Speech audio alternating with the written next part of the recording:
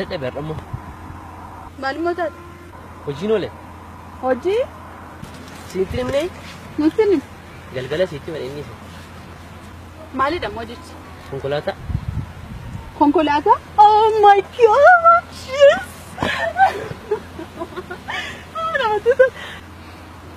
Akkasmiti sibi. Mali dari?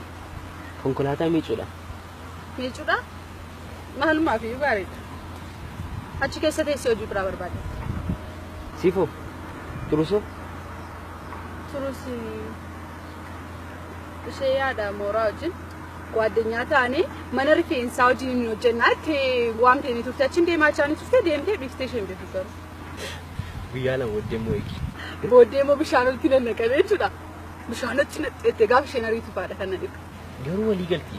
Turoon nama wajjin baay'ee walii galti. Maalummaa fi sirrii keessatti. Atoo. Ani immoo dookumentii koo gasheera. Boordeebii kootu maaliidhaan aanjichaanii turanii. Hojii malee ta'uun baay'ee mana hojii bisiisa beektamni.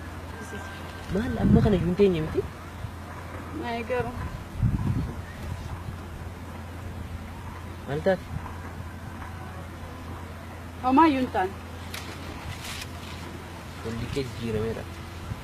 Yaada qabda? Jaarraa. Hojii. Waa si gaafachuu fedhee. Gaafadhu rakkoon qabu. Mali da beektaa? Ati hiriyaa qabdee? Maaltu moo kana kee fide? Si gaafachuun gabachuudhaan? Gaafachuu hin dandeessu. Natti miti. Inni riyaan qabu.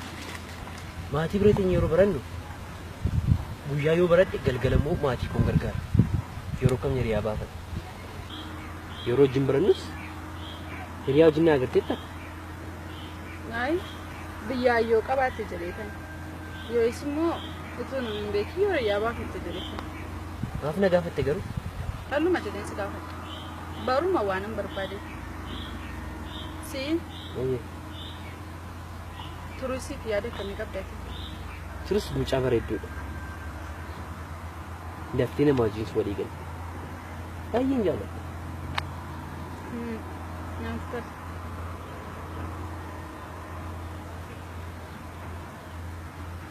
Maal taate?